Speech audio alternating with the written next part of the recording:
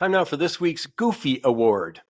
Well, the debate over building a new pipeline is arguably the most contentious issue in Canada today. I mean, it's massively divisive and fuels much of the sentiment pushing Alberta independence. But what's goofy is that the debate is rarely put in the context that Canada contributes only about 1.5% of global emissions.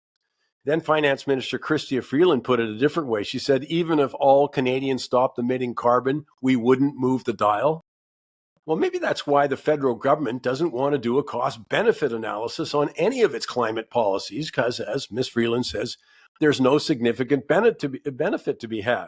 That makes virtue signaling, by the way, a lot less fun when you figure that one out, at least for taxpayers, because the costs are very real.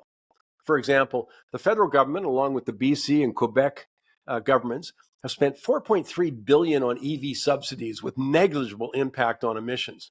I mean, again, no surprise, because if you took all the Canadian cars and SUVs and light trucks, well, that contributes 0.128% of global emissions, which means that government's EV subsidies cost about $450 per ton of CO2 emissions. That's about 5.5 times more expensive than the consumer carbon tax they canceled, but still far better, by the way, than the estimates of the oil and gas emissions cap. That's about $1,250 per ton of reductions.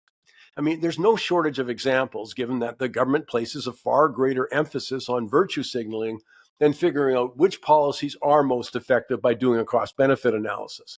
And that brings me to the pipeline debate and this week's Goofy.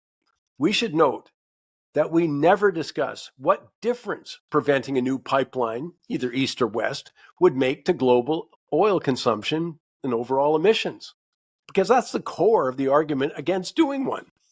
This is another example why the federal government wants no part of the answer. Given whether we build a new pipeline or not, it makes absolutely no difference to global oil consumption and emissions.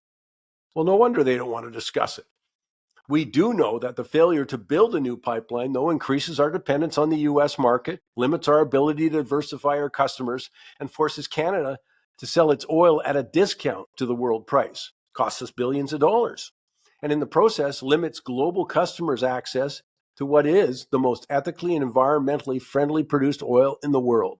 But as I say, come on, let's come back to it. The goofiest part, and what divides us as a country, opposition to pipelines, we get absolutely nothing in return. No difference to global consumption or emissions. In short, big cost, no benefit.